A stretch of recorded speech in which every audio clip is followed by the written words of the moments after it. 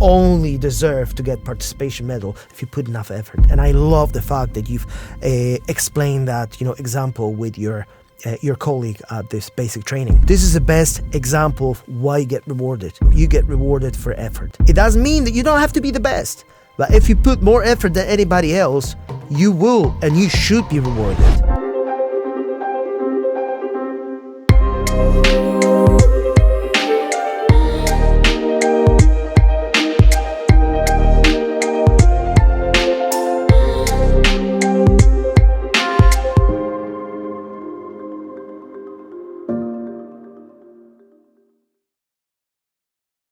Too much fragility, is that a problem? I think it is, and I think this is exactly where we are just now. Everything is super sensitive. Every single topic is super inflammatory, and we are teaching our children to be weak, basically. And especially, when they're very, very young, they need to learn that the adult life is not that simple. It's not going to be super soft and cushy, and the life is filled with bullies. And I think that this is our role as a parents, as a teachers, to prepare our children the best we can for the reality. And what we do instead, we're trying to shield them from all this information from the reality. And what we're creating is this imaginary world for them.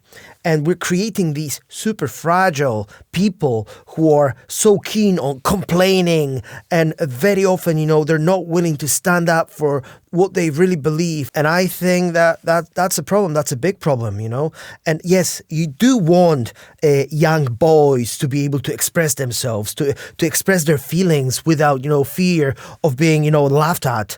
And yes, this is absolutely crucial. It's important. But I think that what's happening in today's society, we have taken this concept to complete limits. And right now, all these, participation medals and all that, what is it teaching, these young children? What is it teaching them? That doesn't matter how they perform. They can always get something, for that. And that's how these people are behaving when they're going into the workforce. So, they're just becoming average at what they do, and they are not trying to strive to become really good at what they do, because what's the point? What's the point if my, hourly wage is going to be exactly the same as of the person who's really good at what they do? So what's the point of trying? I'm still getting, my share from my participation, and that's a problem. That's a big problem. So you're talking about something slightly different. So you're talking about disincentivization. So if you're not being incentivized, you're not incentivizing people to be strong and push themselves, then they won't be, and then that makes them, again, that feeds into this fragility. But these things correlate, yeah. That's exactly what I'm trying to say. And the another problem that we're just teaching, these young people, if you don't like something, you should complain. You should go. You should report this thing. But the way I see it, yes, if something of high enough magnitude is happening, yes, absolutely. But at the same time, tough. Life's not easy. It's not going to be all, dandelions and rainbows. The reality is completely different. So how do we address this problem? You have to first establish that it's a problem and argue and convince people it's a problem, because I think some people, maybe they just don't see this as a problem. Mm-hmm. Maybe as well as other people who might have a perspective. It's been said before, but society sometimes swings one way and then the pendulum swings back the other way, and then sort of maybe comes to rest more in the middle. And so maybe there's been not enough fragility, too much fragility, and maybe we come back in the middle, or maybe not. Oh, let's hope, but it doesn't look like it. And the more we shield our children from reality, more we allow for them to live in this delusional state of thinking that the world is so much better than it actually is. The idea behind this is great. We're just trying to protect them. We're just trying to create the best childhood they can have. But the reality is that we have to find balance. We have to be able to draw the line to say, okay, there are certain things that, you can feel sorry for yourself, but there are other things. Okay, if you're upset with the situation, it's in your power to make a difference. And we should teach that to our children, to show them, okay, you're not really good at this. You're not going to get participation medal, but guess what? If you put enough effort, maybe next year, if you practice, if you become better at, whatever you're doing, maybe then you can win. And that should be enough for you to work as a driving force for you to become better. Because, if whatever happens, you're just going to get participation medal. And what incentive is that giving you to become better? Well, I guess it's tricky because it's all to do with what we value as a society, which will incentivize you. So if everybody around about you watches football, all the time it's football, and it's like these superstars and look at these silky skills, it's like as a young child or boy or maybe girl nowadays, either not going to make any difference maybe, is if those are the heroes and those are what people are focused on all the time, then it's a reward in itself to achieve and be rewarded for that. However, not everybody values football in your society. Some people don't give monkeys. They're like just myself, for they're instance. not interested. But whatever it is that there's you as an individual, and you have your own culture in your home that your child maybe see, and it will influence them to aspire to goals associated with that. But as the culture of society, like they are smaller cultures within maybe their school and their peers, and what are the things that are promoted and focused on, and the things that create the goals. So school sports, so sports in and of itself is a domain that everybody's a bit associated with, and you had your school sports day, and you had running and athletics and different things, and children aspire to those things. And the slightly tricky thing is that some kids are just not going to perform as others. Not just a case of hard work, it's just they're not going to win the race. Yeah, no matter how hard they try. And the reality is, we need to tell them, we need to, make sure that they know, listen, there's no participation medal for you for that performance. You're just not that good at this, and you just have to face it. However, there's probably a different area that you're an expert at, that you could outperform everybody else. There's a small percentage of kids who are not going to be good at anything. So let me present something. I've never thought about it before. It just came to mind. Okay, so I'm on basic training, army training, and there's the group of us, the cohort or whatever, doing various things. But one of the things, lots of physical stuff. So there's one guy. He's maybe like 5'4", and he's struggling with the physical stuff, forced marches and assault course and stuff. He's really struggling with that because he's at a disadvantage there. Lifting heavy weights and different stuff, but so here's the thing: he's having to put in more effort than everybody else, and he gets an award at the end. So it is a kind of like he's not going to win, but in a way that's a participation award, and it's right. I don't actually have a problem with that. It's right because he's put his effort. That's right. So he didn't win the medal, he didn't win the race, but he won the effort race because they liked that. They like that. It's like that guy really pushed himself. And that's what we should promote. He didn't give up. And see, that's the point. You need to reward this type of behavior because you need to show others that this is what you're getting rewarded for. Okay, so it's not just for being the best. It's effort awards. So absolutely. That's different. It is different, but that's the problem that I see, that it doesn't matter whether or not you put any effort in, and you're getting that, participation medal. And we're cuddling them, we're being super soft with them. And look what's happening in today's, youngster society is like these people, they start to become a little monsters. They've got no respect towards the authority, towards their teacher, the way they call them. And I'm not talking about majority. I'm talking about, the individual cases of people who are very uncompliant. But the bottom line is, these type of behaviors should be completely unacceptable. But what we do instead of penalizing them for that, trying to keep them in check and trying to educate them, teach them, because if they misbehave, perhaps they think that they can get away with it if there's no punishment as a result of their misbehaving. And I know it's not that simple because there are lots of factors that have to be taken into account. It's upbringing, it's type of family that you're from, and the people, the potential trauma. But at the same time, it's not an excuse. We need to be able to show to everybody else, these are examples of behaviors that should not be rewarded, that should not be accepted. But the way the way our system operates is that we always assume that it's somebody else's fault, and we always assume that we have to do everything we can to help, and that's a really good assumption to begin with. But once you try all these things, in the first instance, and it's not working, I think that we need to become a little bit tougher on these.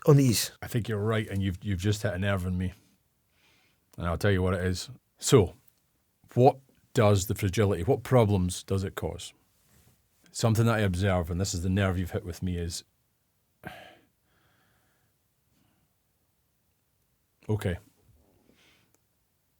I feel like I see young people not respecting what they've been given. It's like an entitlement thing, and not really valuing and giving proper respect to it. So whether that's like adults, parents, or people who've given them, it's like they should give you. That's what you should get. Like I see it constantly in media. It's this Reinforcement. filtered through. It's filtered through, and it's this idea, and it's part of that whole ideology. It's part of the fragility thing. To me, it's all like that. So I'll use one example though. So I recently watched a series called The Queen's Gambit. It's pretty good. About a young girl who kind of has a rough life. Grows up in a children's home. Mum dies.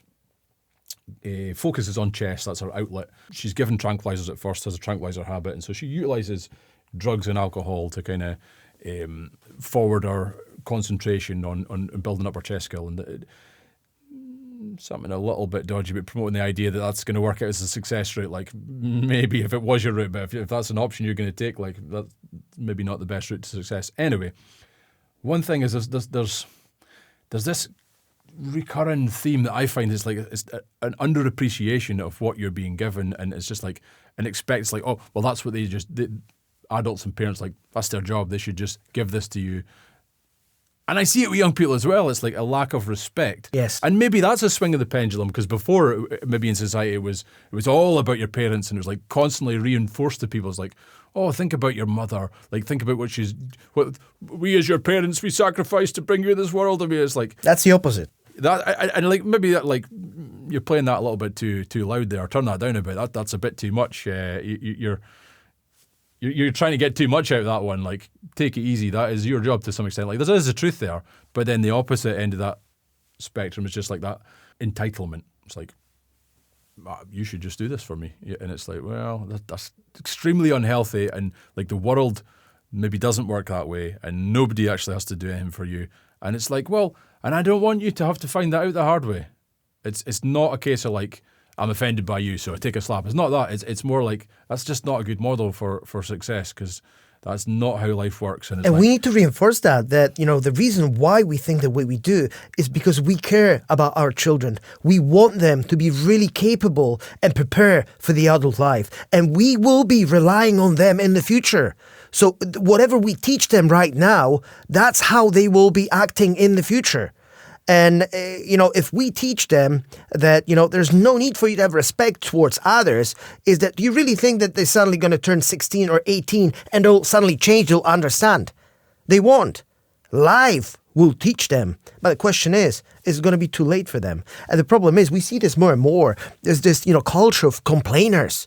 That, they're being told that you're entitled to everything. And if you're not getting everything you're entitled to, you can complain. You don't have to change yourself. You don't have to put any effort, but you can complain if you don't like something. And it's creating this fear in the grown-ups that I can't do these things. I can't say these things because they'll complain. They'll destroy my life.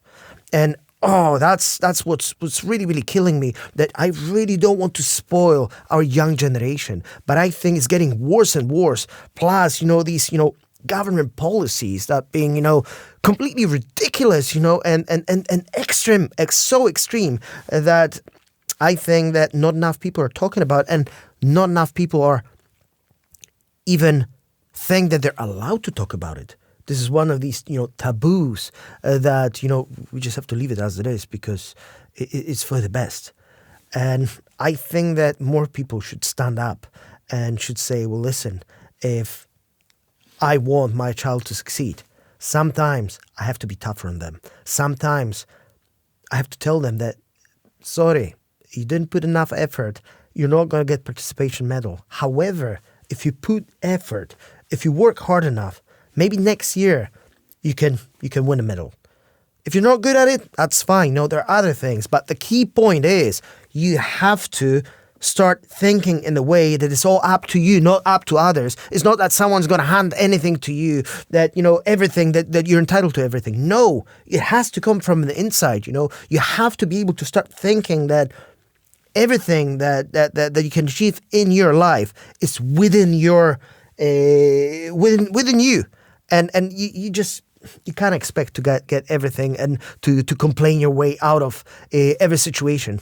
No, you just have to become tougher. Yes, you'll always hurt somebody else's feelings, or perhaps somebody will hurt your feelings, but it doesn't mean that you have to complain. It's like, this is your right to say things that you think that are not okay. But at the same time, if somebody says something that perhaps hurts your feelings, it doesn't mean that the other person is a bad person. It just means that that person has a different opinion.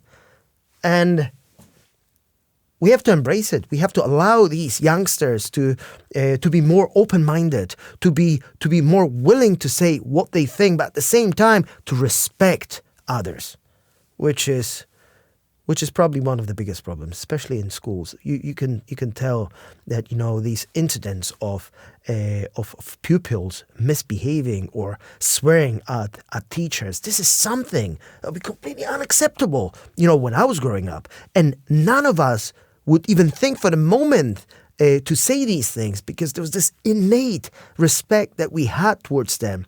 It was instilled in us, by our parents, and that wasn't a bad thing. It wasn't a bad thing at all.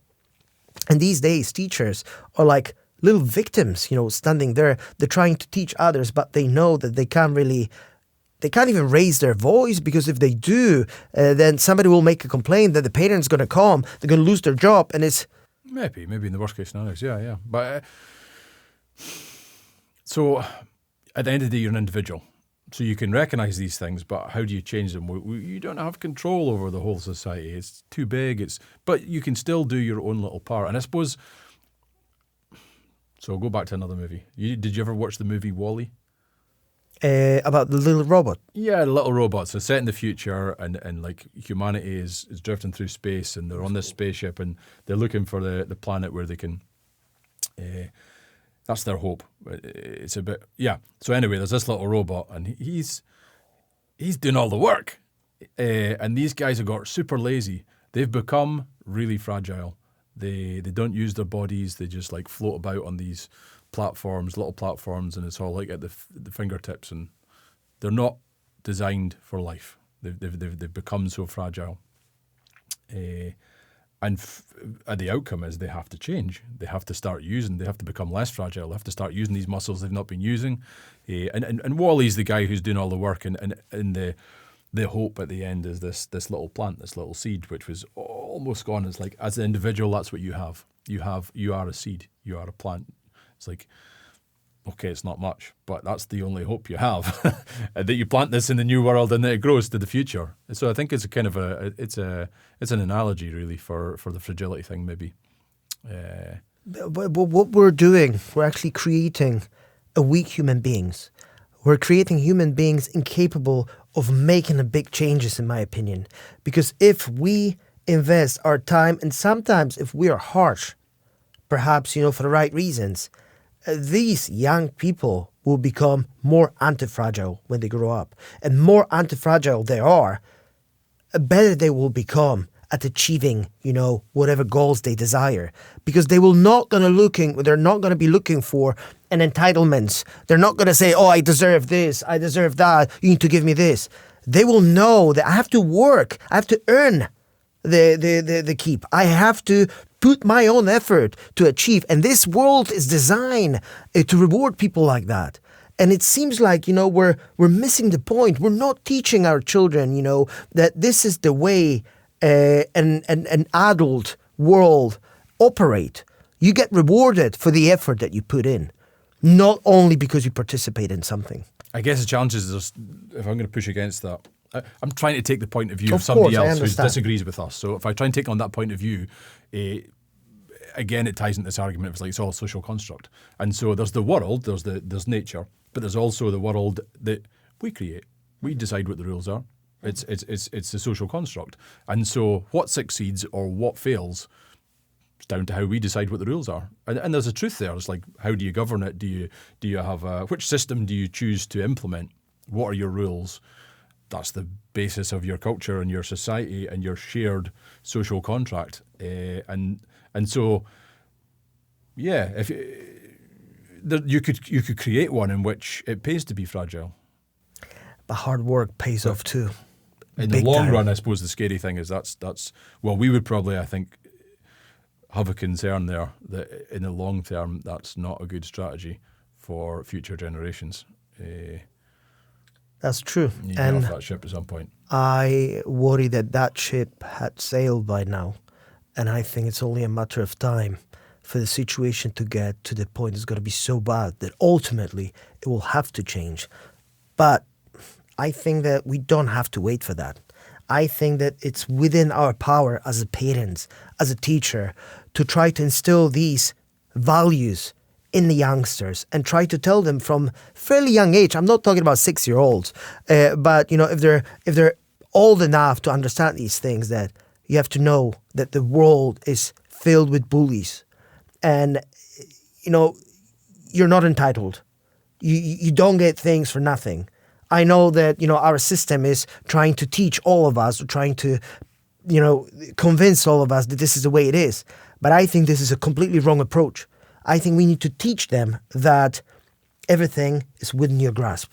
If you put enough effort, if you respect work of other people, and if you don't get upset with every single little thing that other people tell you, and of course I'm not talking about excessive bullying. If you're being excessive bullied, that yes, you should report it. Somebody has to do something about it. But it looks like these days you can't offend anybody, because everyone is super fragile. You just hurt my feelings, I'm going to take you to court. It's like, come on, people, man up. The life is not simple and too short to waste it on fighting whether or not somebody hurt my feelings or not.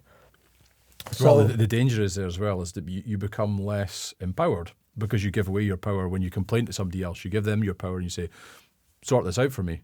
This person's offended me, this person's hurt me. So then you've given away your power. They're going to have to come in and sort it out for you. And there's somehow that potentially depowers you as a human being. And that's not a great situation. It's tricky. Like, I've been in a situation where I'm trying to work out all my own problems, and really it would have been more beneficial to get somebody else involved who had a bit of power, who could kind of help me sort that out. There are certain circumstances, you're right, but it looks like it's being applied all the way across the spectrum, to everything. And I think that that's the problem. I'm not arguing with the fact that there are certain situations that you just can't sort it out yourself. Or you can try, but it will cost you too much money, too much effort, and it's just not worth it. But I'm talking about little things. These days, a very little thing can cause so much trouble because, somebody will say something will offend you, somebody is going to report you. They don't have a decency to approach you to say, well, listen, I disagree with what you said because of this and this and that. No, I'm just going to report you. I'm going to do it anonymously so you won't know. And who's winning in a situation like that? Who's winning? And who decides what it is, okay to complain about and what isn't? What is crossing the boundaries and what isn't? It looks like, even if the police has to enforce the laws, that seems completely nonsensical. And the stuff that they shouldn't even be involved in, and it's... Well, we can complain about that all day long, but at the end of the day, what can you as an individual do? And what can you... And you are that plant, I think, in Wally's. Like, this is the only life you have. You're not going to be able to do it later on. This is your opportunity. This is it. And you have some power. You don't have as much as you maybe would like. Of course. To change it. You're just a little seed. But so how do we actually do that then? How do we influence our microculture and what's around us, maybe against the macroculture? How do we influence the values to value independence in young people and anti-fragility? How do we tell them that this is a race that you want to run towards? There's value in this. How do we communicate that to them? Because sometimes, it's important to think how you communicate it to achieve your goal. Well, by example. You need to show your children something happens, in your school. Don't just say go complain to the teacher right away. Try to tell them. First of all, you need to establish. First of all, you have to walk the talk. your children learning a lot from the way you behave. So if you complain about every little thing, and if you talk about all day long the stuff that you're entitled to, and that the entire world is horrible because they get so much more money than you, and you're entitled to get this money and you're not getting it, that you don't expect that your child's going to be any different.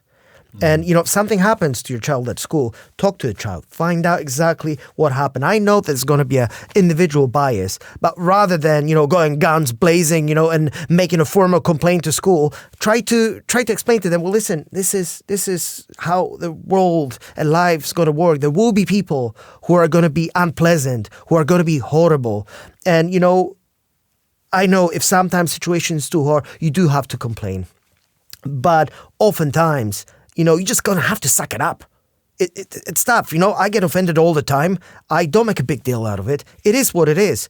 I think that I would offend other people as well every now and again. Although, because of the way our society is structured, I'm trying to be very careful not to do that, because I'm afraid of the potential consequences. And I think this is bad, because it's preventing us from becoming, from experiencing our full potential. Because if you're afraid of discussing, certain aspects of a concern, let's say, you'll never get to the bottom of that. You'll never be able to resolve it.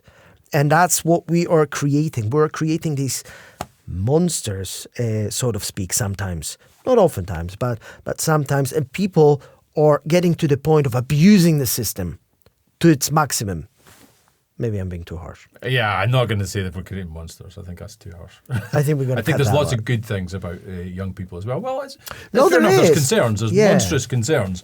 But so somebody was positing the other day who was listening to. They were saying, it was a conversation I was in, and they were saying that they thought it was great how young people can speak their minds nowadays and speak up for us. It's like, yeah, okay, yeah, there's good aspects of that as well. Give me an example, because for some reason it's like, they can say whatever the hell they want, but the teacher, if they don't like something, they're going to speak up about it. Yeah, if they disagree with you, they're going to speak up to a certain extent. I think they're going to disagree if they feel safe to do so. There's lots of topics that they have inbuilt boundaries built into their minds, it feels like, where it's like, you can't.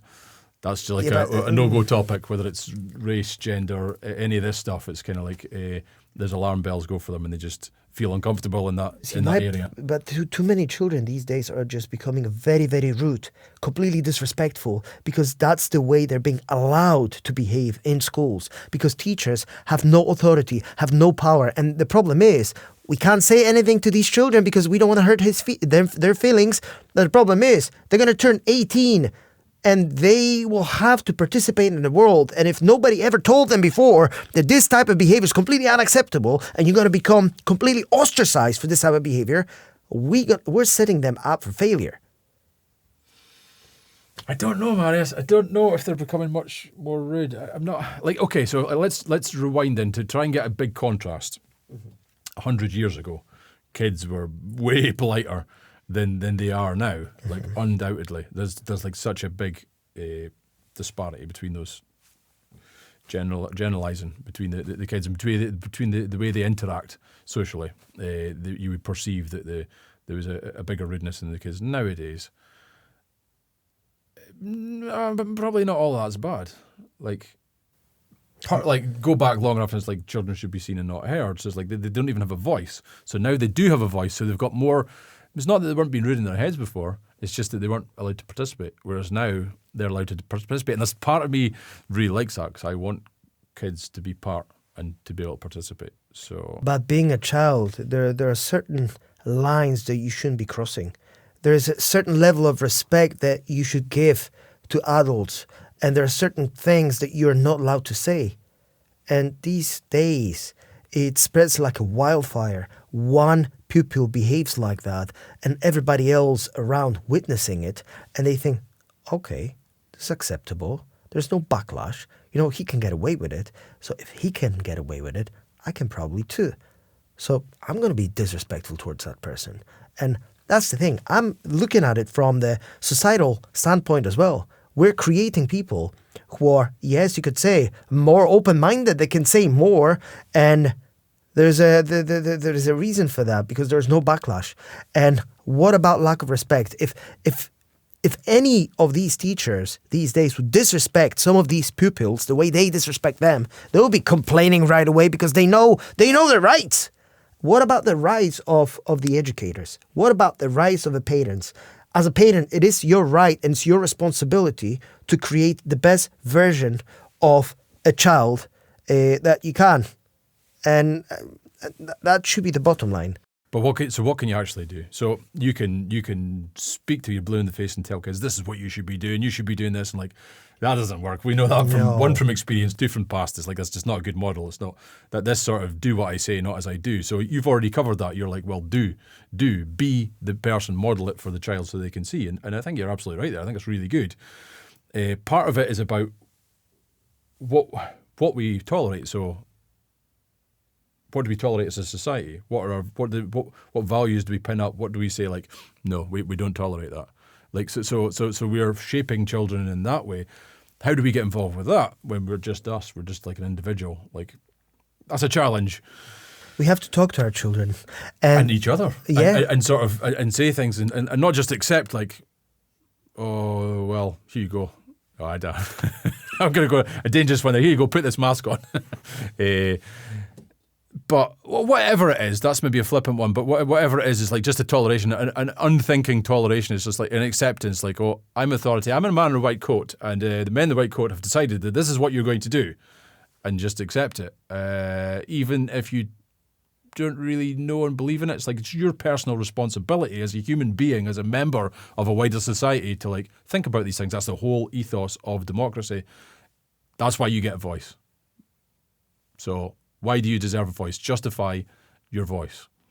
And I think people need to do that a bit as well, and inform themselves. And it's complicated. It's like, just don't beat yourself up about that. You're not going to understand it all. None of us do. It's too big. It's too complicated. But that isn't a reason to try. Absolutely. Absolutely. And we have to remember that it's all about the future of our children. And if we don't try it hard enough, and sometimes it's tough love, as you say, but you don't want your extremely potential child to become completely spoiled because of the weakness of your character, because the weakness of your mind, because you decided to completely acquiesce to these norms that are not creating the best possible humans that we can. And we're not talking about breaking the law. We're just trying to convey the importance of trying to instill in our children the sense of personal responsibility, and to make them realize that you're not entitled to anything. You can earn to have a right to access all these things, but you're not entitled to anything by default. And so I guess that's the punchline of this conversation, because don't be super fragile. Don't be upset with every little thing that somebody else will tell you. Remember that sometimes if you say something, it may potentially hurt other people's feeling, but this is something you have to get used to, because that's life. We're all different. We all get, sensitive in different areas, and we shouldn't penalize, each other for something like that. And learn to respect others. Learn to respect elders, because this is something that I think we've stopped promoting, quite a while back. And of course, not with all the children. In fact, in my opinion, most children are really, really good children. I'm talking about some small minority that this system that we have right now is just not working out. But then again, it's not so much their fault. Well. That's the other punchline is like, elders, make yourself respectable. Yeah, because absolutely. Otherwise, the whole thing doesn't work, and everybody misses. Well, it's the future generations that miss out. But yeah. But then again, sometimes adults cannot make themselves respectable because of the constraints that, all the policies placed upon them by government or restricting them from. Well, you'd have to define respectable, but to me, the way I would define respectable is the way that you define it. So to do the things that you think are the right things, to not just accept everything, to participate in life as somebody who values themselves as much as they are valuable. It's like you're a valuable person as a member of your society. So it's like You are Yeah. valuable. However, you're not getting anything for free. It's not like you're valuable only because you exist. You have to become valuable. And how you do it is through effort, hard work, and respect. And this is something that, we as parents have to try to instill in our children. But we have to show them ourselves, absolutely. Yeah. But that's what I'm saying. You have to teach by example. So if you behave a certain way, highly likely your children will spot that. If you're being a hypocrite and you're telling children to do one thing but you act completely differently, they're not going to take you seriously.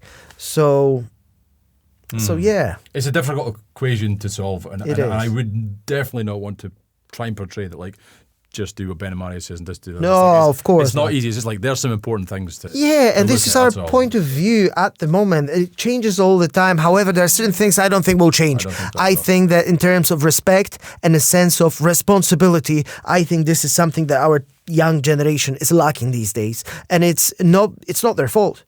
It's the partially fault of a system and partially our fault as well, because not enough of us are taking it seriously enough, and not enough of us are trying to convey this to our children, that you don't get participation medal only because you exist, only because you showed up. You only deserve to get participation medal if you put enough effort. And I love the fact that you've explained that example with your colleague at this basic training, because this is the best example of why you get rewarded. You get rewarded for effort. It doesn't mean that you don't have to be the best, but if you put more effort than anybody else, you will and you should be rewarded.